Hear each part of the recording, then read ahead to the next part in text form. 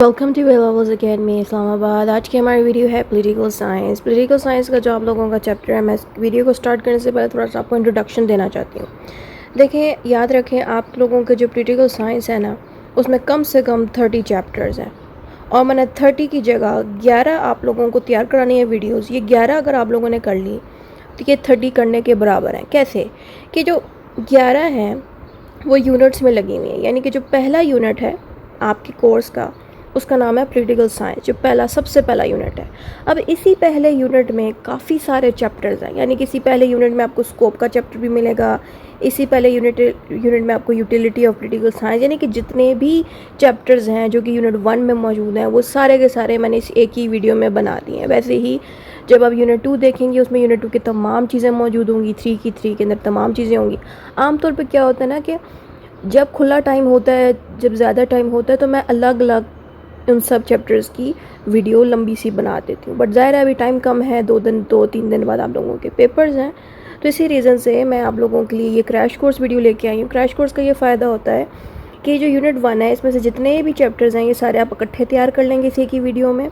ठीक है, इससे ये फ़ायदा होगा कि जो भी टॉपिक आपको यूनिट 1 से आया, चाहे स्कोप से दे दिया जाए, चाहे यूटिलिटी ऑफ पॉलिटिकल साइंस से दे दिया जाए, जितने भी चैप्टर जो यूनिट 1 से आए हैं, आपने क्या करना है, सिर्फ और सिर्फ ये पूरा PDF, यानी कि ये 5 से 6 PDF का ये डॉक्यूमेंट है, जस्ट ये तैयार कर लेना है।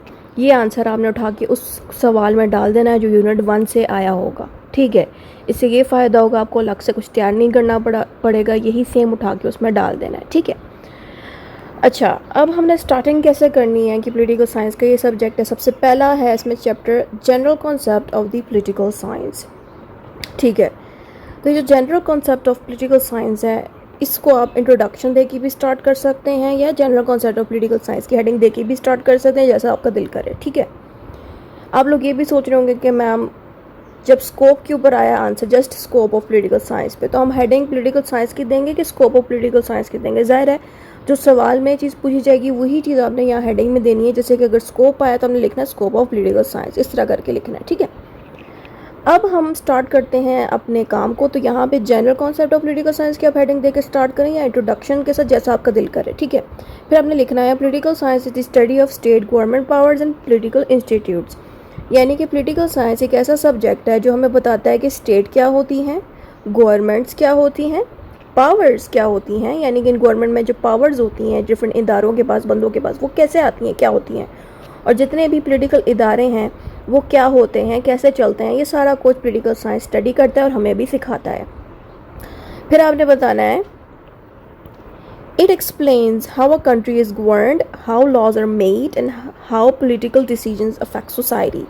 गवर्न का मतलब होता है गवर्नमेंट सिस्टम। ठीक है, तो ये सब्जेक्ट पॉलिटिकल साइंस हमें ये भी सिखाता है कि एक कंट्री जो है अपनी गवर्नमेंट की मदद से कैसे अपने मुल्क को चला रही है, इस कॉन्सेप्ट को गवर्न कहते हैं। और जो लॉज हैं वो किस तरह बनाए जा रहे हैं, किस तरह मेकिंग उनकी हो रही है, और पॉलिटिकल डिसीजंस कैसे अफेक्ट कर रहे हैं सोसाइटी को। ठीक है, यानी कि जो जितने भी पॉलिटिशियंस बैठे हैं गवर्नमेंट में, उनके जितने भी डिसीजंस होते हैं वो हम जैसे आम बंदों को, आम पब्लिक को कैसे अफेक्ट करते हैं, ये चीज़ भी पॉलिटिकल साइंस चेक करता है।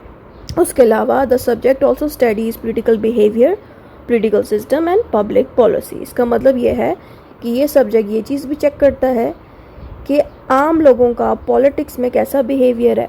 ठीक है, लाइक लोग कैसे वोट देते हैं, किसको वोट देते हैं, किस रीज़न से वोटिंग होती है, और ये सारा होता है पॉलिटिकल बिहेवियर। पॉलिटिकल सिस्टम का मतलब ये है कि जितना भी पॉलिटिक्स का निज़ाम है वो कैसे चल रहा है हमारे इदारों में, हमारे मुल्क में, ये चीज़ स्टडी करता है पॉलिटिकल साइंस। उसके अलावा पब्लिक पॉलिसी का मतलब ये है कि जितनी भी पॉलिसीज़ हमारी गवर्नमेंट बनाती है, इसके आसान एग्जांपल मैं आपको दे सकती हूँ पब्लिक पॉलिसी की, कि आप लोगों को याद होगा जब बसंत था पाकिस्तान में, ख़ासतौर पर लाहौर में, तो रिस्ट्रिक्शन आई हुई थी सख्त कि जितनी भी बाइक्स हैं वो अपने जो बाइक है ना उनकी, तो उसके ऊपर एक लंबा सा रॉड लगाएं। अगर जो नहीं लगाएगा उसको 10 से पता नहीं कितने हज़ार रुपए का चालान होगा।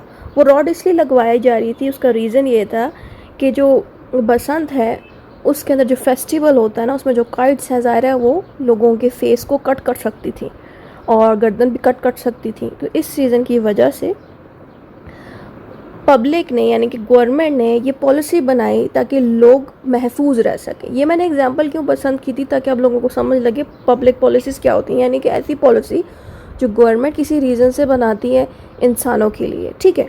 अच्छा, the word politics come from the Greek word polis and meaning city state. आपने बताना है कि जो वर्ड पॉलिटिक्स है वो ग्रीक लोगों ने निकाला है। ग्रीक लोग पॉलिटिक्स को पॉलिस कहते थे। पॉलिस का मतलब है सिटी स्टेट, ठीक है।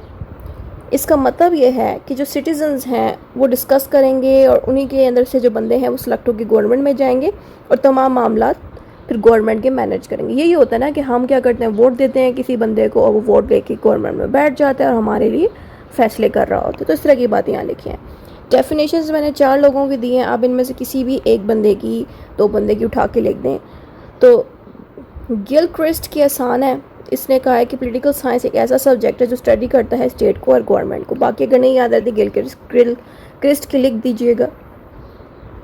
फिर आता है हमारे पास की एस्पेक्ट्स। की एस्पेक्ट्स को आप ये भी कह सकते हैं पॉलिटिकल साइंस फीचर्स। आप फीचर्स भी यहाँ पे दे सकते हैं, ठीक है। अगर की एस्पेक्ट्स याद नहीं रहता तो हेडिंग दे दें फीचर्स ऑफ पॉलिटिकल साइंस, ठीक है। अब यहाँ पे मैंने कुछ तकरीबन 5 पॉइंट्स डाले हैं। ये फीचर्स हैं पॉलिटिकल साइंस के सब्जेक्ट का। बेसिकली हमें पॉलिटिकल साइंस ये चीज़ सिखाता है कि पावर एंड गवर्नमेंट कैसे चलती है। पॉलिटिकल साइंस ये भी स्टडी करता है और हमें सिखाता है कि पॉलिटिकल इंस्टीट्यूट जैसे कि parliament, courts and election department जितने भी हैं ये वर्क कैसे करते हैं। पॉलिटिकल साइंस हमें ये भी सिखाता है कि लोगों का पॉलिटिक्स में कैसा बिहेवियर है, यानी कि वोट कैसे दिए जाते हैं, लोग ओपिनियंस कैसे देते हैं गवर्नमेंट को। तो ये सब चीज़ें जो होती हैं पब्लिक ओपिनियन होता है। फिर आता है public idea such as democracy, liberty and justice. यानी कि पॉलिटिकल साइंस हमें ये भी सिखाता है कि डेमोक्रेसी क्या होती, कैसे वर्क करती है, लिबर्टी क्या होती, कैसे वर्क करती है। लिबर्टी को कहते हैं आज़ादी, फ्रीडम, राइट्स ऑफ ह्यूमंस। इसको वैसे फ्रीडम कहते हैं लिबर्टी को, ठीक है। जस्टिस को कहते हैं इंसाफ, ठीक है। डेमोक्रेसी का मतलब है अपने पसंद के बंदे को वोट दे के गवर्नमेंट में बिठाना, ठीक है। तो ये जितने कॉन्सेप्ट्स हैं, ये डेमोक्रेसी हो गया, लिबर्टी हो गया, जितना भी है ये पॉलिटिकल साइंस सीखता है, हम लोगों को भी सिखाता है। उसके अलावा public policy and the government actions, और जितनी भी पब्लिक पॉलिसीज़ होती हैं ये कैसे बनाई जाती हैं और जो गवर्नमेंट है वो एक्शंस कैसे लेती है, गवर्नमेंट वर्क कैसे करती है, ये सारा कुछ पॉलिटिकल साइंस का सब्जेक्ट हमें सिखाता है। तो ये जो 4 पॉइंट्स हैं आप इनको पॉइंट्स डाल के भी लिख सकते हैं, नंबरिंग दे के भी लिख सकते हैं, या फ्लो चार्ट भी बना सकते हैं इनको, ठीक है। तो मैंने इस वाले पूरे आंसर को, पॉलिटिकल साइंस का जो ये पहला आंसर है जिसमें ये सारा कुछ इस पूरी वीडियो से मैंने अटैम्प्ट किया है, तो उसका लिंक यहाँ टॉप पे लगा दूँगी। तो जब आप वो वीडियो देखेंगे उसमें मैंने बाकायदा मॉडल पेपर को सॉल्व किया है जिसमें यही सवाल दिया गया था, पॉलिटिकल साइंस वाला ही। तो मैंने क्या किया है कि जितने भी ये पॉइंट्स हैं उनको फ्लो चार्ट में मैंने बना के लिख दिया था। अब वहाँ से जाके देख लीजिएगा। एंड पे मैंने लिखा है कि पॉलिटिकल साइंस का मेन गोल ये है कि अंडरस्टैंड किया जाए, एक्सप्लेन किया जाए और इम्प्रूव किया जाए पॉलिटिकल सिस्टम को और गवर्नमेंट को। ज़ाहिर है जो भी इंसान पॉलिटिकल साइंस समझ जाता है तो उसको समझ लग जाती है कि गवर्नमेंट किस तरह वर्क करनी चाहिए, गवर्नमेंट सिस्टम कैसा होना चाहिए, पॉलिटिक्स को कैसे वर्क करना चाहिए, ये बात हमें बताई गई है। अब हमारा नेक्स्ट हेडिंग आती है nature of the political science. आप सबने नोट किया होगा कि मैंने ग्रीन की हुई हैं ये हेडिंग्स। बेसिकली ये वो चैप्टर्स हैं जो यूनिट्स में दिए गए हैं, यानी कि जो यूनिट 1 आप पढ़े हैं उसी यूनिट 1 का ही ये दूसरा चैप्टर है। यानी कि अब तक ऊपर जो पढ़े उसमें से एक स्कोप ऑफ पॉलिटिकल साइंस हो गया, उसके अलावा यूटिलिटी ऑफ पॉलिटिकल साइंस हो गया, वैसे ही नेचर ऑफ पॉलिटिकल साइंस हो गया। ऐसे बहुत से चैप्टर्स हैं इसी यूनिट 1 के अंदर। तो उसी यूनिट 1 का अभी हम दूसरा चैप्टर पढ़े हैं। तो इस तरह से मैंने सारे चैप्टर्स को कंबाइन करके इकट्ठे डाल दिया ताकि आप लोगों की तैयारी जल्द से जल्द हो सके। चाहे नेचर अलग से भी पूछ लिया जाए एग्जाम पेपर में, तब भी आपने आंसर इसी तरह अटैम्प्ट करना है। हेडिंग आपने नेचर ऑफ पॉलिटिकल साइंस की दे देनी है, लेकिन अंदर से सारा कुछ आपने इसी तरतीब से ही लिखना है जैसे कि इन वीडियो में मैं पढ़ा रही हूँ। Political science has several important characteristics. आपने इसके अंदर बताना है कि पॉलिटिकल साइंस के अंदर बहुत सारे इंपॉर्टेंट करैक्टरिस्टिक्स हैं। करैक्टरिस्टिक्स को कहते हैं फीचर्स, यानी कि खूबियाँ। सबसे पहली खूबी इसकी ये है पॉलिटिकल साइंस की कि ये सिस्टमैटिक स्टडी करता है। सिस्टमैटिक लोगों को पता ही नहीं मतलब क्या होता है। सिस्टमैटिक का मतलब है कोई चीज़ जिसको आप साइंटिफिक तरीके से पढ़ने की कोशिश करो। जैसे कि एक होता है नॉर्मल स्टडी के बस टोटल का पढ़ के बस समझ लिया, लेकिन पॉलिटिकल साइंस बेसिकली हर चीज़ को साइंटिफिक अंदाज में स्टडी करता है, यानी कि हर चीज़ में इतने बारीकी से स्टडी करता है कि आपको पॉलिटिकल साइंस में कोई कमी नहीं दिखेगी। यानी कि अगर आपको गवर्नमेंट के बारे में जाना तो पॉलिटिकल साइंस की किताब में आपको गवर्नमेंट से रिलेटेड हर चीज़ मिल जाएगी। तो इसी वजह से है कि पॉलिटिकल साइंस ने अपनी स्टडी को बड़े साइंटिफिक अंदाज में और बड़े ऑर्गेनाइज तरीके से की थी। ठीक है, तो हमने बताना है it studies politics in an organised and scientific manner, यानी कि पॉलिटिकल साइंस जो है पॉलिटिक्स को बड़े ऑर्गेनाइज और साइंटिफिक अंदाज में, मैनर को मतलब है अंदाज में स्टडी करता है। कैसे स्टडी करता है कि वो रिसर्चेस करता है इस पॉलिटिक्स पे, फैक्ट्स देखता है कि क्या हकीकत है, फैक्ट्स को हकीकत कहते हैं, और एनालिसिस करता है। एनालिसिस मीन्स रिसर्चेस जो होती हैं, जो फैक्ट्स होती हैं उसका रिज़ल्ट निकालता है कि जो भी पॉलिटिक्स के ऊपर रिसर्च वर्क किया है पॉलिटिकल साइंस ने या गवर्नमेंट पे भी जो भी रिसर्च वर्क किया है उसका क्या नतीजा निकला है। तो इस तरह से एनालिसिस को कहते हैं नतीजा क्या निकला एंड पे। ठीक है, तो इस तरह की चीज़ें जो है पॉलिटिकल साइंस करता है और हमें भी ये चीज़ हेल्प करती है बाद में। Social science, political science studies human behaviour in society, specially human how people organise and power government. अब आप सोच रहे होंगे यहाँ सोशल साइंस की हेडिंग क्यों दी है। आप सबको पता है कि सोशल साइंस एक ऐसा सब्जेक्ट है जिसमें नॉर्मल साइंस नहीं पढ़ाई जाती बल्कि ऐसी स्टडी कराई जाती है जो कि आम ह्यूमन बीइंग्स के ऊपर होती है कि आम इंसान सोसाइटी में कैसे इंटरेक्ट करते हैं, आम इंसान पॉलिटिक्स में कैसे इंटरेक्ट करते हैं। तो ये सारा सब्जेक्ट ही इसी को हम सोशल साइंस कहते हैं। यानी कि ऐसा सब्जेक्ट जो नॉर्मल आर्ट्स के सब्जेक्ट्स होते हैं जिसमें साइंसेस नहीं पढ़ाई जाती उसको सोशल साइंस कहते हैं। तो हमने बताया पॉलिटिकल साइंस एक ऐसा सब्जेक्ट है जो स्टडी करता है इंसानों के बिहेवियर को कि सोसाइटी में इंसानों का बिहेवियर कैसा है। ख़ास तौर पर इस चीज़ को देखता है कि जो आम पब्लिक है वो अपने पावर्स को कैसे यूज़ करती है गवर्नमेंट के अंदर। ठीक है, अब नेक्स्ट चीज़ आ जाती है इंटरडिसिप्लिनरी सब्जेक्ट। इंटरडिसिप्लिनरी सब्जेक्ट का मतलब होता है कि पॉलिटिकल साइंस अकेला वर्क नहीं कर सकता, पॉलिटिकल साइंस को बाकी के सब्जेक्ट्स की भी ज़रूरत होती है। बाकी सब्जेक्ट्स की जो ज़रूरत होती है इस कॉन्सेप्ट को हम कहेंगे इंटरडिसिप्लिनरी सब्जेक्ट। इंटरडिसिप्लिनरी का मतलब होता है कम्बिनेशन या फिर मिक्सिंग ऑफ टू या मोर देन टू थिंग्स। यानी कि पॉलिटिकल साइंस जो सब्जेक्ट है हमारा वो तन्हा अकेला वर्क कर ही नहीं सकता। अब आप लोग सोच रहे होंगे ये कैसी बात हुई कि अकेले वर्क नहीं कर सकता। आप खुद सोचो, कोई भी पर्सन जो पॉलिटिक्स को समझना चाहेगा तो वो तभी समझ सकेगा जब कोई सोसाइटी मौजूद होगी जहाँ पे इंसान रहते हों। ठीक है, जब कोई हिस्ट्री मौजूद होगी यानी कि इंसानों की कोई पुरानी हिस्ट्री होगी तभी पॉलिटिकल साइंस इन पे सर्च करके अपनी किताब लिख सकेगा।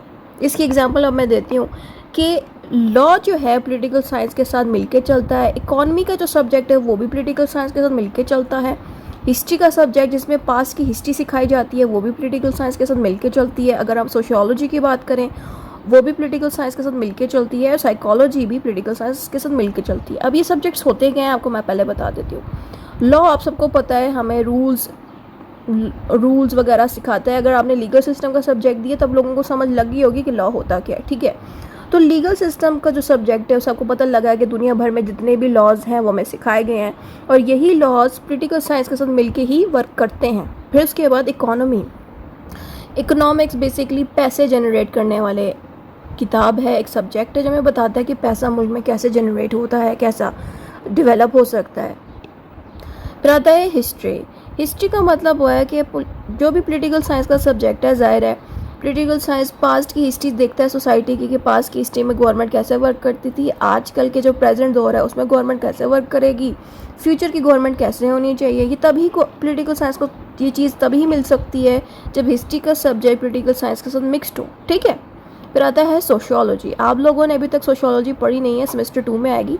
ये ऐसा सब्जेक्ट है जो हमें बेसिकली सोसाइटी के बारे में बताता है, यानी कि सोसाइटी में एक आम इंसान, एक ह्यूमन बीइंग कैसे वर्क करता है, सोसाइटी में लोगों के साथ इंटरेक्ट कैसे करता है। जैसे कि अभी आप लोग मुझसे इंटरेक्ट कर रहे हैं, मेरी वीडियोज़ देख रहे हैं, मुझसे बातचीत कर रहे हैं, यही चीज़ होती है सोसाइटी के साथ इंटरेक्शन करना, लोगों के साथ इंटरेक्शन करना, और यही चीज़ हमें सोशियोलॉजी का सब्जेक्ट सिखाता है। इसके बगैर पॉलिटिकल साइंस वर्क नहीं कर सकता, क्योंकि पॉलिटिकल साइंस को सोशियोलॉजी के सब्जेक्ट की नीड होगी तभी पॉलिटिकल साइंस बेहतर हो सकता है। यानी कि बगैर सोशियोलॉजी के पॉलिटिकल साइंस कुछ भी नहीं है।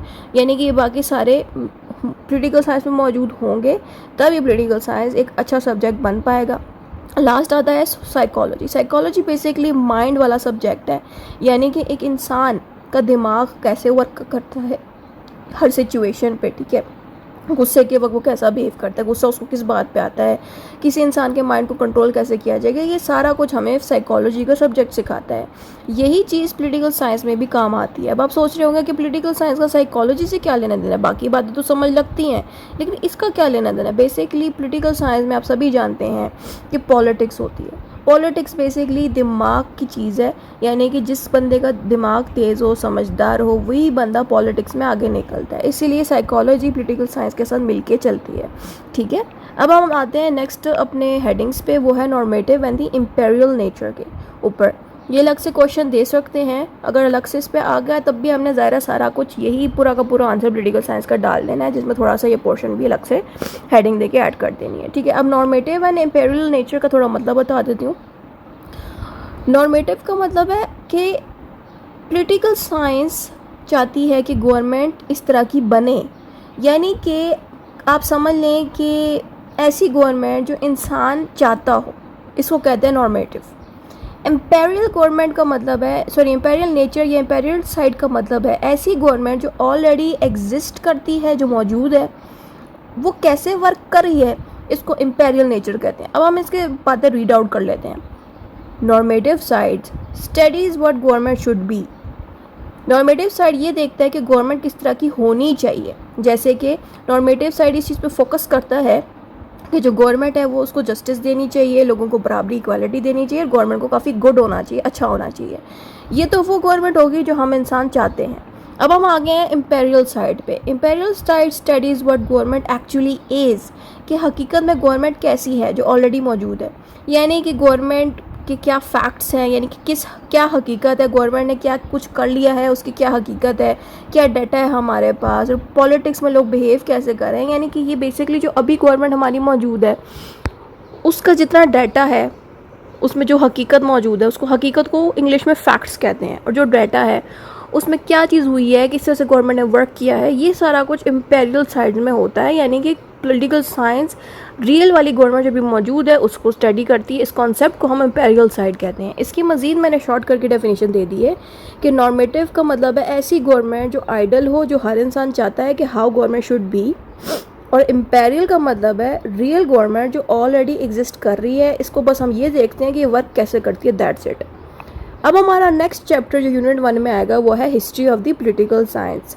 अब इसमें क्या करना है आप लोगों ने कि डिफरेंट बंदे हैं बहुत मशहूर, उनके नाम आपको याद करने पड़ेंगे। बहुत स्टूडेंट्स कहते हैं कि मैम हमसे नाम याद नहीं होते, तो अब देखें यहाँ पे तीन पीपल हैं, तो आप इनमें से किसी एक को याद कर लें जो इजीली याद हो सक रहा है। सोक्रेट्स कर लें, एरिस्टोटल कर लें, ठीक है, एरिस्टोटल कर लीजिएगा क्योंकि आगे भी इसका रेफरेंस है। एरिस्टोटल क्यों इंपॉर्टेंट है, क्योंकि ये फादर ऑफ पॉलिटिकल साइंस भी है, यानी कि इस पर्सन ने पॉलिटिकल साइंस को उस ज़माने में हमारे लिए बड़ा सिस्टमेटिक तरीके से स्टडी किया था। सिस्टमेटिक का मतलब है बहुत ही गहराई से, बहुत ही मेहनत से। तो जो पूरा सब्जेक्ट है पॉलिटिकल साइंस का, उनको इन्होंने ही उस दौर में इजाद किया था। अब हम स्टार्टिंग करते हैं। इसको लिखना कैसे है कि हमने हेडिंग देने के बाद बताना है political science develop gradually through different historical period. Gradually को कहते हैं स्लोली, कि पॉलिटिकल साइंस जल्दी डेवलप नहीं हुआ, बड़ा स्लोली डेवलप हुआ है हिस्टोरिकल पीरियड के अंदर। यानी कि डिफरेंट दौर आते रहे और हर दौर में पॉलिटिकल साइंस में आपको तब्दीली देखने को मिलेगी। ठीक है, अब सबसे पहले आपने हेडिंग देनी है एंशिएंट पीरियड की। एंशिएंट का मतलब है बड़ा पुराना दौर। उस ज़माने में ग्रीक फ़िलासफ़र्स हुआ करते थे जिसमें थे सोक्रेट्स, प्लेटो एंड एरिस्टोटल। इन तीन बंदों ने पॉलिटिकल साइंस को स्टडी किया और ये भी स्टडी किया कि जस्टिस, लॉ और गवर्नमेंट किस तरह से फॉर्म होती है, बनाई जाती है। ये चीज़ें इन तीनों ने स्टडी की। फिर आपने एरिस्टोटल को दोबारा से नीचे लिख देना है और बताना है कि Aristotle basically father of political science है, यानी कि इनको फादर ऑफ पॉलिटिकल साइंस के नाम से भी पहचाना जाता है क्योंकि इन्होंने सिस्टमेटिकली स्टडी किया पॉलिटिकल साइंस के इंस्टीट्यूट्स को। इंस्टीट्यूट्स का मतलब है तमाम इदारे, जैसे कि लेजिस्लेटिव डिपार्टमेंट, लॉ बनाने वाला इदारा, एग्जीक्यूटिव डिपार्टमेंट, लॉ पे अमल कराने वाला इदारा जिसमें आर्मी और नेवी वगैरह आती है, उसके अलावा जुडिशरी, इन तमाम इंस्टीट्यूट्स को स्टडी करता है। ये जितने भी मैंने इदारे तीन आपके सामने नाम लिए, जुडिशरी, लेजिस्लेटिव, एग्जीक्यूटिव, ये आपका पॉलिटिकल साइंस के अगले यूनिट्स भी हैं। तो ये सारे जो है ये बेसिकली इंस्टीट्यूट्स होते हैं। तो इन इंस्टीट्यूट्स पे इन्होंने बड़ा स्टडी किया और हमें भी काफ़ी चीज़ें इन्होंने एरिस्टोटल ने सिखाई थी। अब हमारा नया दौर आ जाता है, वो है मेडिवल पीरियड। मेडिवल पीरियड में 1, 2, 3, 4 ये 4 लोग बहुत मशहूर हुए थे जिन्होंने मेडिवल दौर में पॉलिटिकल साइंस पे बड़ा स्टडी किया। अब इन्होंने ऐसा क्या स्टडी किया कि ये अलग से मशहूर हो, क्योंकि इन्होंने क्या किया, पॉलिटिकल साइंस को रिलीजन एंड एथिक्स के साथ जोड़ने की कोशिश की इन चारों ने। इनमें से एक थे एस.टी. ऑगस्टिन, एक्विनस, अल फराबी, अल गजाली। ठीक है, इन्होंने क्या किया, पॉलिटिकल साइंस को इस तरह से जोड़ा कि पॉलिटिकल साइंस के अंदर रिलीजन को भी जोड़ दिया। रिलीजन तो आप लोगों को पता है, जैसे कि इस्लाम, हिंदुइज्म, क्रिश्चियनिटी, तमाम रिलीजन, इसको इन्होंने जोड़ा पॉलिटिकल साइंस के साथ। लेकिन इन्होंने इथिक्स को भी जोड़ दिया। इथिक्स को कहते हैं इखलाक, तमीज़, इस चीज़ को हम कहते हैं इथिक्स। तो ये भी इन्होंने पॉलिटिकल साइंस के साथ जोड़ दी ताकि लोगों को गवर्नमेंट रिलीजन एंड इथिक्स के साथ भी चलानी आ सके, ताकि गवर्नमेंट में अच्छे लोग आए। अच्छा, अब नेक्स्ट हेडिंग आ जाती है हमारे पास मॉडर्न पीरियड की। मॉडर्न पीरियड इसको इसलिए कहा जाता है क्योंकि ये ज़्यादा पुराना दौर भी नहीं है। तो उस दौर में ये 1 2 3 4 ये 4 लोग थे, काफ़ी मशहूर हुए थे। एक थे मैकियावेली, हॉब्स, लॉक, रोज़े। अच्छा, तो जो 4 लोग थे ये बड़ा करीब के दौर के लोग थे, मॉडर्न पीरियड थे। इन्होंने क्या काम किया, इन्होंने स्टेट, सॉवरेनिटी और सोशल कॉन्ट्रैक्ट पे बहुत ज़्यादा वर्क किया। स्टेट तो आपको पता है गवर्नमेंट होती है एक कंट्री में, उस पूरे एरिया को स्टेट कहते हैं। स्टेट का भी चैप्टर आएगा, वो आप देख लीजिएगा। स्टेट अगर अलग से नहीं मिल रहा है मेरे यूट्यूब चैनल पे, यहाँ उसका टॉप पे लिंक लगा दूँगी, आप देख लें। सॉवरेनिटी क्या होती है, सॉवरेनिटी का मतलब होता है पर्सन इन पावर, यानी कि सॉवरेनिटी का मतलब है एक ऐसा इंसान जिसके पास ताकत हो और उस ताकत से वो उस मुल्क के लिए कोई लॉज बना सके। ठीक है, हम मुसलमानों का मानना ये है कि सॉवरेनिटी सिर्फ अल्लाह के पास है, अल्लाह के पास ही सारी ताकत है हमारे लिए लॉज बनाने की। वैसे ही अंग्रेज़ों का मानना ये है कि उनकी सॉवरेनिटी पार्लियामेंट के पास है, जो कि लॉज बनाने का एक इदारा है। तो हर बंदे का, हर मुल्क का अपना अपना एक सॉवरेनिटी का कॉन्सेप्ट है। ठीक है, फिर आता है सोशल कॉन्ट्रैक्ट। आप लोगों का फिलॉसफी ऑफ लॉ का सब्जेक्ट नहीं था, इसलिए आपको सोशल कॉन्ट्रैक्ट का मतलब नहीं पता होगा। सोशल कॉन्ट्रैक्ट का मतलब है कि कंट्रीज़ के बीच या कंट्री का अपने लोगों के साथ कोई कॉन्ट्रैक्ट हो जाना। ठीक है, जैसे कि कंट्री कहता है कि हमारे मुल्क में पैसा कम जनरेट हो रहा है, तो आप लोग खर्चे अपने कम कर लें। ये गवर्नमेंट कह रही है अपने लोगों से, जो हम जैसे पब्लिक है उससे कह रही है, तो पब्लिक मान जाती गवर्नमेंट की बात। तो यहाँ पे जो पब्लिक मान रही है बात, इस कॉन्सेप्ट को हम कहते हैं सोशल कॉन्ट्रैक्ट, जिसमें गवर्नमेंट के साथ उन्हीं के ही लोगों ने किसी बात पे आके एग्रीमेंट कर लिए कि हम इस चीज़ पे अमल करेंगे। इस कॉन्सेप्ट को हम सोशल कॉन्ट्रैक्ट कहते हैं। आप लोगों को फिलॉसफी का सब्जेक्ट नहीं आया, वहाँ पे बाकायदा इसकी थ्योरी मौजूद है। अच्छा, फिर आता है हमारे पास contemporary period. Contemporary period, contemporary का मतलब होता है कि ऐसा पीरियड, एक ऐसा दौर जिसके अंदर आपको बहुत सारी चीज़ें होती हुई दिखाई देंगी। यानी कि ये ऐसा पीरियड था जिसमें वर्ल्ड वॉर 2 भी लगी हुई थी और बहुत सारे इस्लामिक पीपल भी जो थे उनकी तरफ से भी पॉलिटिकल साइंस के अंदर चीज़ें ऐड हो रही थी, और बहुत से अंग्रेज़ और हर कंट्री से कोई ना कोई person democracy, justice and modern power structure के ऊपर डिस्कशन स्टार्ट कर दी थी। तो उस दौर में रॉल्स, एरेंडेंट एंड फोकलेट, इस तरह के जो डिफरेंट स्कॉलर्स थे, जो मॉडर्न दौर के बिल्कुल करीब का दौर है ये, तो इसमें क्या हुआ कि justice, democracy and power structure पे बात ज़्यादा स्टार्ट कर दी थी इन लोगों ने। अगर हम इस्लामिक थिंकर्स की बात करें तो उसमें अल मावार्दी, इब्न खुल्दूम, इलामा इकबाल और मौदूदी, तो ये डिफरेंट पीपल थे जो इस्लामिक स्कॉलर्स थे, इस्लामिक थिंकर्स थे। इन्होंने भी पॉलिटिकल साइंस के ऊपर डिफरेंट कंट्रीब्यूशंस की। ठीक है, तो इस दौर में कॉन्टेम्परेरी पीरियड में आपको मिक्सिंग बहुत देखने को मिलेगी। अब हम आ जाते हैं अपने दूसरे चैप्टर पे, जो है scope of the political science. ये जो स्कोप ऑफ पॉलिटिकल साइंस है ये भी आपने इसी के साथ लिखना है। आपने सारे चैप्टर जो पॉलिटिकल साइंस के हैं शॉर्ट करके मैंने कर दिए हैं, ये सारा कुछ आपने इकट्ठे ही इस पॉलिटिकल साइंस के आंसर में देना है। यानी कि आपको चाहे स्कोप अलग से आए, चाहे कोई भी चीज़ यूनिट 1 से अलग से आए, आपने एक ही आंसर पॉलिटिकल साइंस का यही वाला एज इट इज़ उठा के उसमें लिख देना है। अब हमारा स्कोप में बताना है, the scope of political science is very wide because it studies many aspects of the political science. बहुत से लोगों को स्कोप का मतलब ही नहीं पता। स्कोप का मतलब होता है कि पॉलिटिकल साइंस किन किन चीज़ों को स्टडी करता है और हमें क्या चीज़ पॉलिटिकल साइंस स्टडी करने के बाद सिखाता है। जैसे कि पॉलिटिकल साइंस कौन सी चीज़ें स्टडी करता है, बस ये चीज़ है स्कोप। तो आप लोगों ने बताना है स्कोप इसका बड़ा वाइड है। वाइड का मतलब है कि इतना ज़्यादा है कि आप पॉलिटिकल साइंस को रीड कर करके भी थक जाएंगे, क्योंकि इसमें इतना कुछ है। क्योंकि ज़ाहिर है पूरी दुनिया से जितने भी लोग थे, जितनी भी उन्होंने रिसर्चेस की, चाहे वो मुस्लिम स्कॉलर्स रहे हैं, चाहे वो कोई भी तौर के थे, सब ने मिल के पॉलिटिकल साइंस को बनाया था। तो आपको बहुत कुछ उसमें मिलेगा। तो आपने कुछ पॉइंट्स यहाँ पे देने हैं कि पॉलिटिकल साइंस ने सबसे पहले तो स्टेट को स्टडी किया कि स्टेट्स बनी कैसे थी, स्टेट की खूबियाँ क्या है, नेचर मीन्स कि स्टेट्स की खूबियाँ क्या होती हैं, स्टेट्स के अंदर की एलिमेंट्स क्या होते हैं, स्टेट्स फंक्शंस कैसे करती हैं, ये सारा कुछ पॉलिटिकल साइंस का सब्जेक्ट ने सिखाया। नेक्स्ट आ जाता है गवर्नमेंट। पॉलिटिकल साइंस स्टडी करती है कि गवर्नमेंट डिफरेंट तरीके से बनाई जाती हैं। फॉर्म ऑफ गवर्नमेंट का मतलब है गवर्नमेंट का बनना। तो हर मुल्क की गवर्नमेंट मुख्तलिफ अंदाज से मुख्तलिफ तरीक़ों से बनी है। तो ये तरीका अभी पॉलिटिकल साइंस हमें सिखाता है। It studies different forms of the government and their working, कि वो बनी कैसे थी गवर्नमेंट और वर्क कैसे करती हैं। उसके अलावा study of the political institutes, यहाँ पे मैंने 5 पॉलिटिकल इंस्टीट्यूट्स बताए हैं, इनको पॉलिटिकल साइंस स्टडी करता है। इससे ज़्यादा भी हैं बट यहाँ पे 5 लिखे हैं। सबसे पहले नंबर पे आता है लेजिस्लेचर, ये बेसिकली लॉ बनाने वाला इदारा है, इसको भी ये स्टडी करता है। एग्जीक्यूटिव एक ऐसा इदारा जिसमें प्राइम मिनिस्टर, प्रेसिडेंट्स बैठे होते हैं जो कि गवर्नमेंट और तमाम मामला हैंडल करते हैं, लॉस को अमल करवाने का काम करते हैं, इम्प्लीमेंट करवाने का काम करते हैं। ये होता है एग्जीक्यूटिव इदारा। जुडिशरी वो इदारा है जिसमें आ जाती हैं कोर्ट्स, वकील, सारे लॉयर्स आ जाते हैं। तो इस इदारे के बारे में भी हमें यही सिखाता है। फिर आता है ब्यूरोक्रेसी। ब्यूरोक्रेसी में वो लोग आते हैं जो CSS के एग्ज़ाम्स देते हैं और असिस्टेंट कमिश्नर बनते हैं और ऑफिस में आके बैठ के काम करते हैं, तो वो बेसिकली ब्यूरोक्रेट्स होते हैं।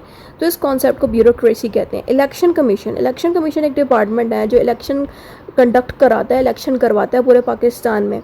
तो ये डिफरेंट इदारे हैं जिनको ये स्टडी करता है। तो इदारों को हम कहते हैं इंस्टीट्यूट्स। फिर आता है study of the political behaviour. Political science ये भी देखता है कि लोग वोट देते वक्त उनका बिहेवियर कैसे होता है, कि क्या सोच के वो वोट देते हैं, पॉलिटिक्स में कैसे पार्टिसिपेट करते हैं आम पर्सन, पॉलिटिकल पार्टीज़ कैसे बनाई जाती हैं। डिफरेंट पार्टीज़ पाकिस्तान के एग्जांपल देख लें, जैसे कि PTI होगी, नून लीग होगी, 2 मशहूर पार्टीज़ मैंने नाम ले ली। उसके अलावा बिलावल भुट्टो की जो पार्टी थी PPP, तो इस तरह की जो डिफरेंट पार्टीज़ हैं ये बनाई कैसे गई हैं और ये चलती कैसे हैं, ये भी हमें पॉलिटिकल साइंस सिखाता है। उसके अलावा लोगों के जो ओपिनियंस हैं, जो हम जैसे आम लोग गवर्नमेंट को कोई ओपिनियन दे रहा है, मशवरा दे रहा है, तो वो लोग मशवरा क्यों देते हैं, लोग क्यों पार्टिसिपेशन देते हैं, तो ये सारा कुछ हमें पॉलिटिकल साइंस सिखा रहा है। फिर आता है study of the public policy. It studies how laws and government policies are connected and implemented. इसका मतलब ये है कि गवर्नमेंट लॉ की मदद से कैसे खुद के लिए पॉलिसीज़ बनाती है लोगों को कंट्रोल करने के लिए। ठीक है, जैसे कि मैंने बसंत की पॉलिसी बताई, ऐसी और भी पॉलिसीज़ गवर्नमेंट बना सकती है लॉ की मदद लेके। फिर आता है study of the political system. Political science ये भी देखता है कि पॉलिटिकल सिस्टम डिफरेंट कंट्रीज़ में कैसा है, यानी कि पाकिस्तान का पॉलिटिकल सिस्टम ज़ाहिर है अमेरिका से और UK से डिफरेंट होगा, तो क्या पता UK का पॉलिटिकल सिस्टम और डिफरेंट हो जर्मनी के लोगों से। तो इसलिए हर मुल्क का अपना अपना एक पॉलिटिकल सिस्टम है, तो उसको भी स्टडी यही सब्जेक्ट पॉलिटिकल साइंस करता है। यानी कि आप पाकिस्तान बैठे बैठे अगर पॉलिटिकल साइंस की किताब पढ़ो तो आपको पूरी दुनिया की पॉलिटिकल साइंस सिखा दी जाती है। नेक्स्ट चीज़ आती है study of the international relations. International relation में लिखना है it studies the relationship between the countries including war, diplomacy and international organisation. तो यहाँ पे पॉलिटिकल साइंस इंटरनेशनल रिलेशन भी सीखता है और हमें सिखाता है कि वॉर्ड्स कैसे लगाई जाती हैं, डिप्लोमेसी कैसे होती है, इंटरनेशनल ऑर्गेनाइजेशंस वर्क कैसे करती हैं, ये सारा कुछ भी पॉलिटिकल साइंस स्टडी करता है। अब आ जाता है हमारा branches of the political science. Political science की डिफरेंट ब्रांचेस भी हैं, यानी कि डिफरेंट बुक्स हैं जो पॉलिटिकल साइंस की मदद से बनाई गई। उसमें से एक है पॉलिटिकल थ्योरी।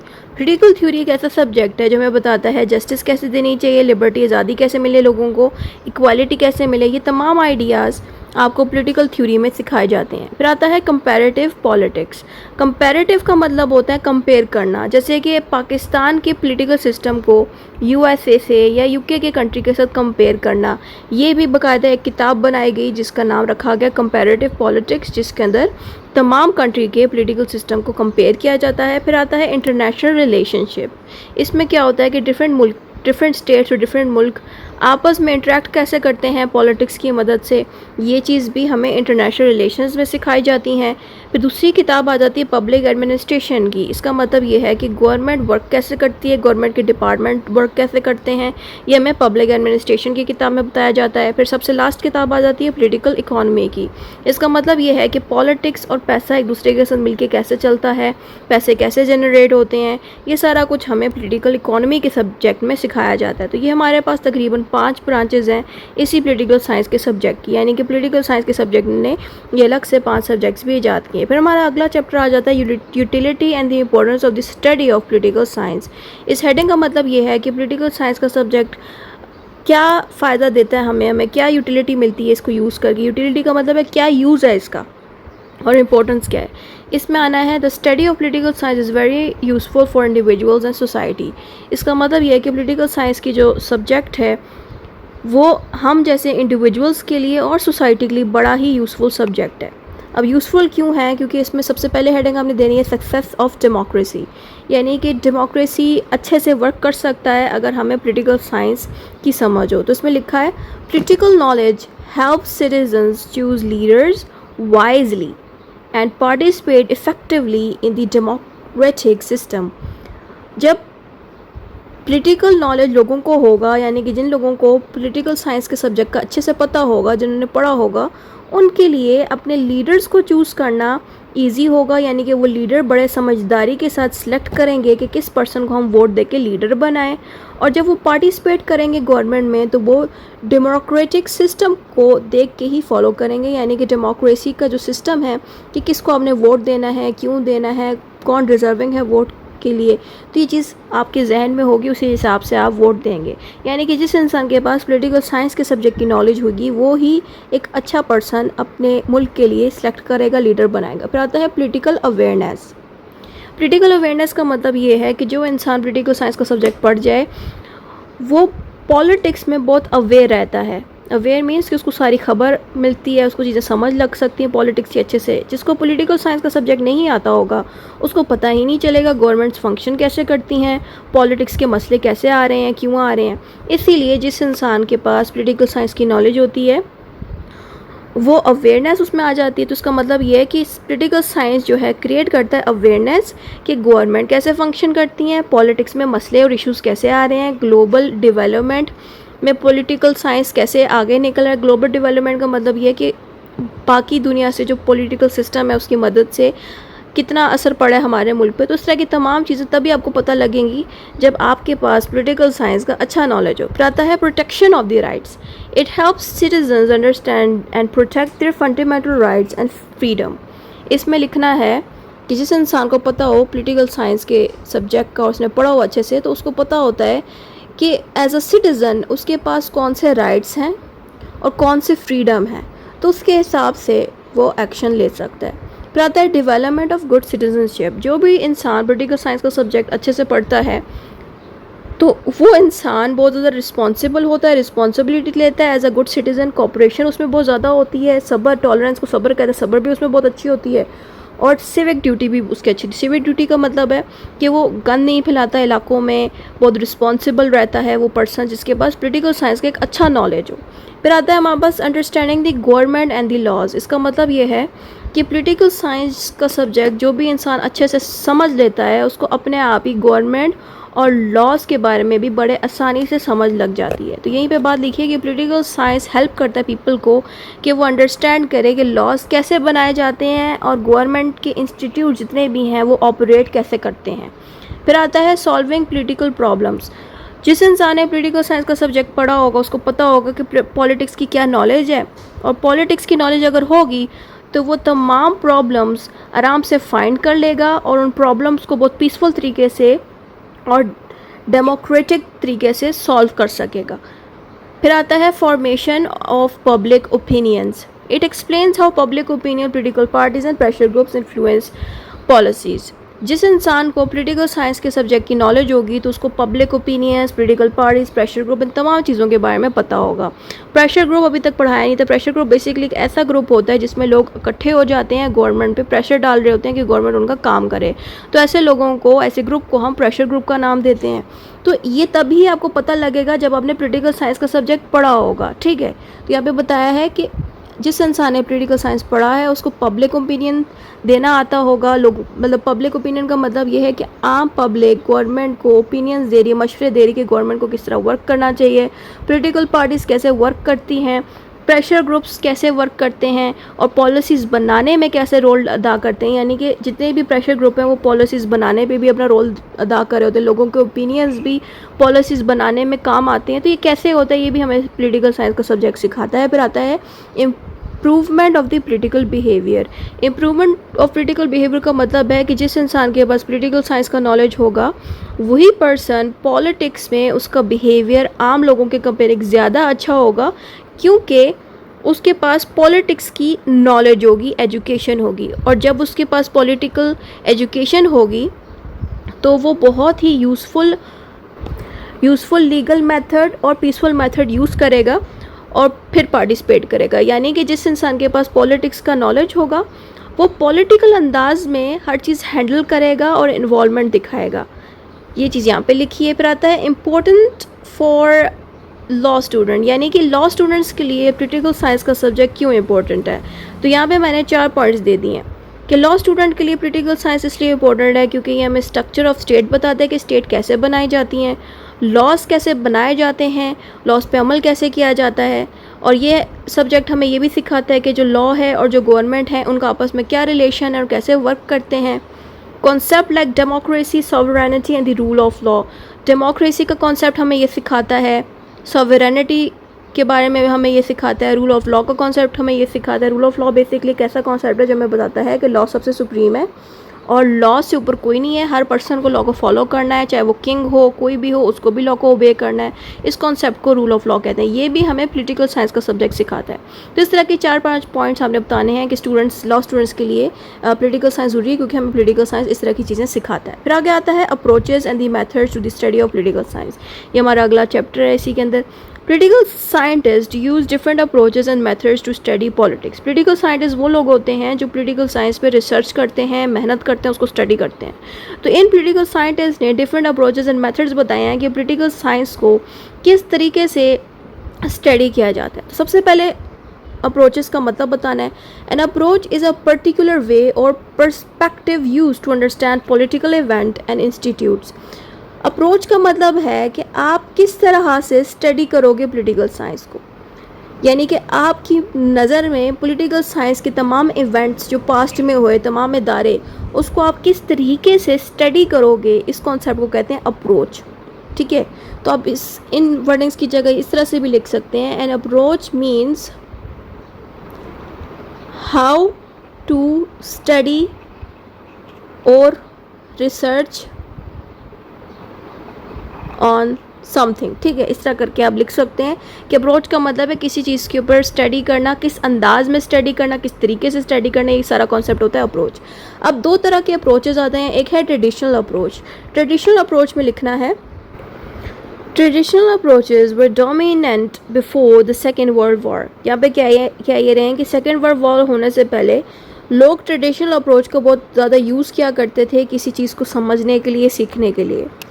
ये जो ट्रेडिशनल अप्रोच था ये किस चीज़ पे फोकस करता था? ये इस चीज़ पे फोकस करता था कि इंस्टीट्यूट्स क्या होते हैं, इंस्टीट्यूट बनते कैसे हैं, लीगल स्ट्रक्चर यानी कि लॉ कैसे बनाया जाता है, पॉलिटिकल आइडियाज़ कैसे डेवलप होते हैं, ये सारा कुछ ट्रेडिशनल अप्रोच सीखता है। अब इसी ट्रेडिशनल अप्रोच के डिफरेंट टाइप्स हैं, 4 टाइप्स हैं यहाँ पे। तो पहला है फिलोसफिकल अप्रोच। इसका मतलब ये है कि studies politics through moral ideas such as justice and liberty.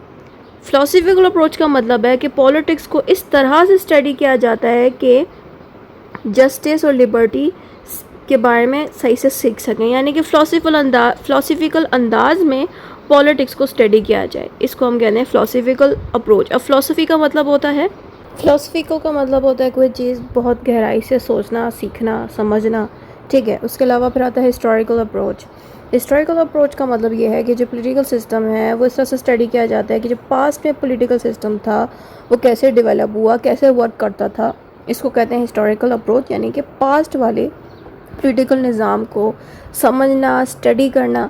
फिर आता है इंस्टीट्यूशनल अप्रोच। इसका मतलब ये है कि जितने भी इंस्टीट्यूट्स जैसे कि पार्लियामेंट, कोर्ट या जितने भी हैं उन सब को पॉलिटिकल साइंस स्टडी करता है, समझता है। फिर आता है लीगल अप्रोच कि लॉ को कैसे पॉलिटिकल साइंस यूज़ करता है, पॉलिटिक्स में अप्लाई करता है, यानी कि कॉन्स्टिट्यूशन कैसे बनाया जाता है मुल्क का, लॉस कैसे बनाए जाते हैं और पॉलिटिक्स लॉ की मदद से कैसे वर्क करता है, ये सारा जो है इसमें सिखाया जाता है। फिर हमने बताना है कि these approaches mainly emphasise values and political institutes. इसका मतलब बस यही है कि ये जो अप्रोचेज़ हैं इनकी मदद से हमें काफ़ी कुछ सीखने को मिलता है। फिर आगे आता है मॉडर्न एंड साइंटिफिक अप्रोच। ये दूसरा अप्रोच है। ये कब डेवलप हुआ था? ये डेवलप हुआ था 1945 के बाद। यानी कि पॉलिटिकल साइंस को साइंटिफिक अंदाज में स्टडी करना स्टार्ट हो गया था 1945 के दौर के बाद, जिसमें हर चीज़ को कलेक्ट किया जाता था, पॉलिटिकल बिहेवियर को स्टडी किया जाता था। अब हम इसकी टाइप्स देखते हैं कि इसकी कितनी टाइप्स हैं। तो यहाँ पे तकरीबन 1 2 3 4 5 6 7 टाइप्स है। इसमें से जितनी याद रह गई उतनी हमने पेपर में लिख देनी है। तो सबसे पहली आ जाती है बिहेवियरल अप्रोच की। बिहेवियरल अप्रोच का मतलब ये है कि इंसान पॉलिटिक्स में कैसे बिहेव करते हैं, इसको कहते हैं बिहेवियरल अप्रोच। इसमें बताना है कि ये पॉलिटिकल साइंस स्टडी करता है कि इंसान कैसे बिहेव करते हैं पॉलिटिक्स में, साइंटिफिक अंदाज में स्टडी किया जाता है इन लोगों के बिहेवियर को, बहुत बारीकी से स्टडी किया जाता है। फिर आता है सोशोलॉजिकल अप्रोच। इसका मतलब ये है कि आम लोगों का सोसाइटी के साथ और पॉलिटिक्स में कैसे इंट्रैक्शन होता है, ये चीज़ स्टडी करता है सोशोलॉजिकल अप्रोच। फिर आता है साइकोलॉजिकल अप्रोच कि पॉलिटिकल बिहेवियर ह्यूमंस का कैसे एक दूसरे के साथ होता है, यानी कि इंसान पॉलिटिक्स में कैसे बिहेव करते हैं, तो ये उस चीज़ को स्टडी करता है। लाइक दोनों लोगों की मेंटल लेवल को स्टडी करता है कि पॉलिटिक्स में लोग कैसे बिहेव करते हैं। फिर आता है इकोनॉमिक अप्रोच। इकोनॉमिक का मतलब है कि पॉलिटिक्स और इकोनॉमी एक दूसरे के साथ मिलकर कैसे चलते हैं। इसमें कार्ल मार्क्स की थ्योरी आप देख सकते हैं। कार्ल मार्क्स बेसिकली एक ऐसे पर्सन थे जिन्होंने इस चीज़ को स्टडी किया कि सोसाइटी में पैसा कैसे जनरेट होता है और क्लासेस डिफरेंस कैसे बनती हैं, यानी कि गरीब जो है उसको लोअर क्लास में रखा गया, अमीर को हायर या अपर क्लास में रखा गया, तो ये क्यों होता है, ये चीज़ें कार्ल मार्क्स ने स्टडी की। और ये चीज़ सोसाइटी पॉलिटिक्स में भी अप्लाई होती है कि पॉलिटिक्स के अंदर अमीर लोग कैसे पार्टिसिपेट करते हैं, और इस तरह की तमाम चीज़ें हमें इकोनॉमिक अप्रोच सिखाता है। System approach views politics as a system of input and output. Basically David Easton एक पर्सन है जो कहता है कि पॉलिटिक्स के अंदर हर चीज़ एक सिस्टम की तरह चलती है कि कौन सी चीज़ अच्छी होगी, कौन सी चीज़ सही नहीं है। हर चीज़ को हम स्टडी करते हैं, हर चीज़ को इन कराते हैं पॉलिटिक्स में। तो ये पोर्शन लिखना चाहिए, लिख देने, तो ये इतना ज़रूरी नहीं है सिस्टम वाला। फिर आता है क्वान्टिटेटिव अप्रोच। क्वान्टिटेटिव एक सब्जेक्ट भी है, क्वान्टिटेटिव रीजनिंग जो आपने पढ़ा हुआ है, मैथमेटिक्स। ज़ाहिर है पॉलिटिकल साइंस सिस्टमेटिक तरीके से, यानी कि हर चीज़ को एक डाटे के साथ लिख देता है कि फ़लाँ चीज़ इस तरह से होती है, फ़लाँ चीज़ इस तरह होती है। सर्वेस करता है, चेकिंग करता है हर चीज़ की, डाटा को एनालाइज करते हैं, यानी कि डाटे को चेक करता है कि पास्ट में जो पॉलिटिकल साइंस थी उसमें लोगों ने कैसे बिहेव किया, और उसके बाद जो नई पॉलिटिकल साइंस बनी नए दौर में, तो वो पास्ट वाले से बेहतर है कि नहीं। तो इस तरह से ये सारा कुछ मैथमेटिकल अंदाज में स्टडी किया जाता है। फिर आता है structural and functional approach. Structural and functional approach का मतलब है कि पॉलिटिकल साइंस का स्ट्रक्चर कैसे बना, फंक्शन कैसे करती है पॉलिटिकल साइंस। स्ट्रक्चर मीन्स कि किस तरह से इस पॉलिटिकल साइंस की सारी चीज़ें लिखी गई, सारी चीज़ें बनाई गई, यानी कि गवर्नमेंट कैसे वर्क करती है, स्टेट कैसे वर्क करती है, इसका स्ट्रक्चर हो गया। और ये फंक्शंस कैसे करते हैं सारे इदारे, और पॉलिटिकल साइंस फंक्शन कैसे करता है, इसमें सारी चीज़ें फंक्शन कैसे करनी है, ये चीज़ स्टडी की जाती है, इसको कहते हैं स्ट्रक्चर एंड फंक्शनल अप्रोच। फिर हमें बताना है कि जो ट्रेडिशनल अप्रोच है और मॉडर्न अप्रोच है, इन दोनों में थोड़ा सा फ़र्क है। इसमें ये बेशक ना भी बताएं, ऊपर वाला पॉइंट काफ़ी है। फिर नेक्स्ट हमारा चैप्टर आ जाता है, वो है methods of the study of political science, यानी कि पॉलिटिकल साइंस को किस तरीके से स्टडी किया जाता है, मेथड क्या स्टडी करने का, वो अब हम इसमें सीखते हैं। Method of study of political science की बहुत से मेथड हैं। सबसे पहला मेथड आता है हिस्टोरिकल मेथड। हिस्टोरिकल मेथड का मतलब ये है कि पास्ट में जितने भी पॉलिटिकल इंस्टीट्यूट्स बनाए गए थे वो पास्ट में कैसे बने थे, किस तरह से वर्क करते थे, पास्ट के कैसे इवेंट्स हुए थे पॉलिटिक्स से रिलेटेड, ये सारा होता है हिस्टोरिकल मेथड, जिसमें पॉलिटिकल साइंस को पास्ट की हिस्ट्री के साथ मैच करके देखा जाता है कि पॉलिटिक्स में आजकल क्या तब्दीली आ चुकी है, पास्ट में पॉलिटिकल साइंस कैसी होती थी, सारे इदारे कैसे वर्क करते थे। तो इसमें ये बातें लिखनी है।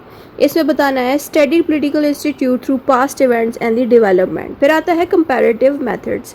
कंपैरेटिव का मतलब बता चुकी हूँ, कंपेयर करना, कि दो पॉलिटिकल सिस्टम्स को, दो डिफरेंट कंट्री के पॉलिटिकल सिस्टम्स को आपस में भी कंपेयर कराता है पॉलिटिकल साइंस, ताकि हमें दोनों के बीच का फ़र्क पता लग सके कि बाहर वाले मुल्क की पॉलिटिकल साइंस कैसे चलती है, यानी कि बाहर वाले मुल्क का पॉलिटिकल निज़ाम, उनके इदारे कैसे वर्क करते हैं।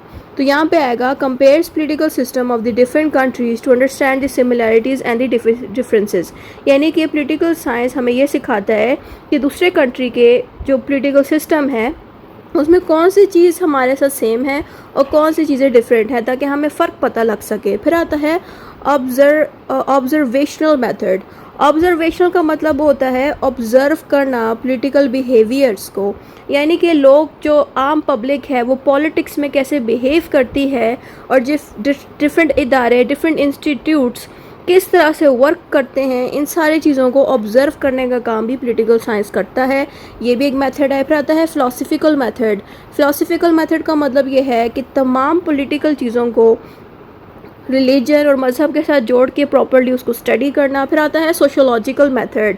सोशोलॉजिकल मेथड का मतलब ये है कि पॉलिटिकल साइंस ये देखता है कि आम पब्लिक जो है, हम जैसे आम लोग, वो पॉलिटिक्स में कैसे बिहेव करते हैं, यानी कि क्या सोशल फैक्टर्स हैं, क्या क्लास डिफरेंस क्रिएट होती है, culture difference, religion difference create होता है। ये जो तीनों अलग अलग चीज़ें हैं, इनको कहते हैं सोशोलॉजिकल मेथड। यानी कि हमारी सोसाइटी में जो क्लास डिफरेंसेस बनती हैं, जो कल्चर्स मौजूद हैं, जो रिलीजन मौजूद है, उसके अकॉर्डिंग पॉलिटिकल साइंस वर्क कैसे करता है, पॉलिटिक्स वर्क कैसे करती है। साइकोलॉजिकल मेथड का मतलब ये है कि पॉलिटिकल साइंस कैसे वर्क करता है लोगों के माइंड्स को समझने के लिए। जैसे कि लोगों का पॉलिटिक्स में कैसा बिहेवियर है, ह्यूमंस कैसे इंटरेक्ट करते हैं, कैसे लीडर्स को चुनते हैं, अगर लीडर को चुन लिया जाता है तो लीडर में क्या क्वालिटी होनी चाहिए, किस तरह की लीडरशिप क्वालिटीज़ उसमें होनी चाहिए, ये सारा कुछ स्टडी करता है पॉलिटिकल साइंस। फिर हमारा यूनिट 1 के अंदर जो दूसरा चैप्टर है वो है relationship of the political science with the allied sciences.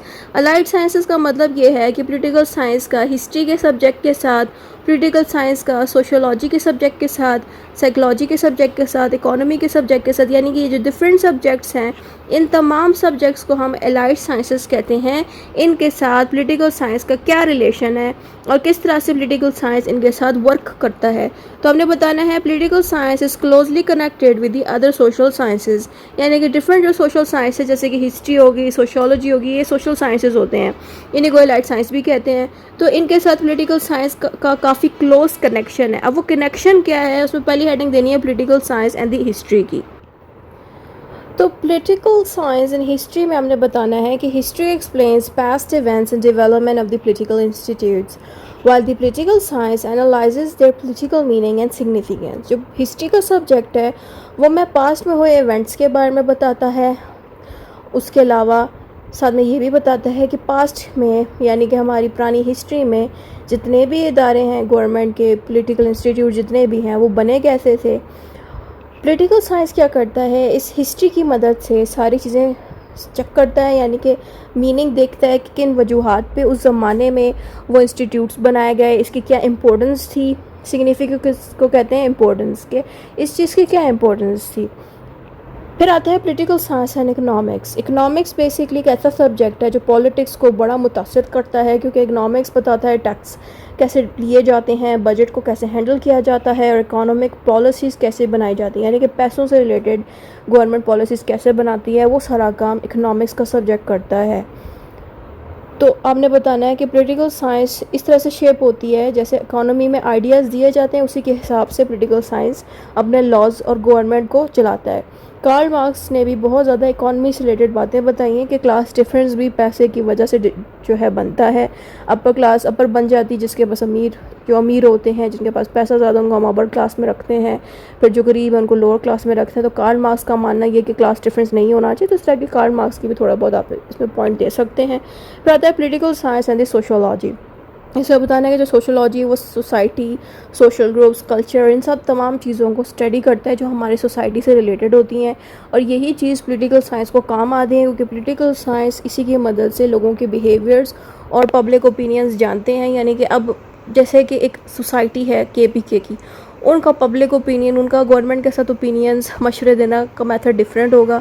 अगर हम सिंध के साइड के लोगों को देखें, वो गवर्नमेंट को डिफरेंट मशवरे दे रहे होंगे। तो हर सोसाइटी का अपना अपना एक रोल है। तो सोसाइटी की मदद से पॉलिटिकल साइंस अच्छे से वर्क करता है। यही बात यहाँ पे बताई गई है कि जो कुछ भी सोसाइटी में होता है उसी को लेके पॉलिटिकल साइंस चलता है। फिर आता है political science and psychology. Psychology का ऐसा सब्जेक्ट है जो इंसान के बिहेवियर्स के बारे में बताता है कि लोग वोट देते हैं वो किस तरह बिहेव करते हैं। जो बंदा लीडर बनता है, मुल्क को चलाने के लिए जो लीडर बनता है या पॉलिटिशियन बनता है, उसकी क्या क्वालिटीज़ होनी चाहिए कि वो अच्छा लीडर बन सके। और जो भी पर्सन लीडर अगर बन चुका है तो उसके बारे में चेक करता है पॉलिटिकल साइंस के क्या ये बंदा अच्छा लीडर है कि नहीं। उसके अलावा जितने भी प्रोपेगेंडाज होते हैं और पॉलिटिकल साइंस में पॉलिटिकल डिसीजंस लिए जाते हैं, ज़ाहिर है जितने भी इंसान हैं वो अपने जहन के मुताबिक, अपनी अकल के मुताबिक कोई डिसीजन लेते हैं मुल्क को चलाने के लिए। ये सारा कुछ पॉलिटिकल साइंस एंड साइकोलॉजी के साथ मिल के चलता है, यानी कि साइकोलॉजी जो सब्जेक्ट है इंसानों के दिमाग और इंसानों के रवैये को स्टडी करता है, और पॉलिटिकल साइंस इसी की मदद से ये देखता है कि लोग वोट देते वक्त कैसा बिहेव करते हैं, क्या सोच के वोट देते हैं, तो इस तरह से मिल के चलते हैं ये। फिर आता है कंक्लूजन में मैंने क्या किया है कि जितना कुछ भी ऊपर लिखा है वो सारा मैंने मिक्स अप करके एक बड़ा सा कंक्लूजन बना दिया है। इतना ही था इस वीडियो में। अगर आपको ये वीडियो अच्छी लगी तो आप इसको शेयर करें अपने बाकी क्लासमेट्स के साथ, ताकि उनको भी इससे फ़ायदा मिल सके।